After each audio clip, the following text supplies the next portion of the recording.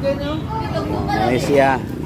After New Year, sumuna kayo ang mga sweetened foods, pagkaon nga, kagadog fats, umba, lechon, o sa palinana. So, din na sa New Year.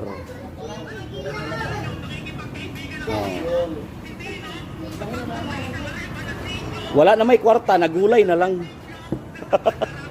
Naraw, nagulay na lang. Pero pinakadabis nga pagkaon sa tanan. Nara. Okay. Salamat mga kabugsakin. May Happy New Year sa tanan.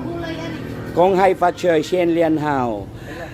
Happy New Year and wishing you all a very good fortune this year 2026. Laban lang mga kabugsakin, kay laban man ang Japan.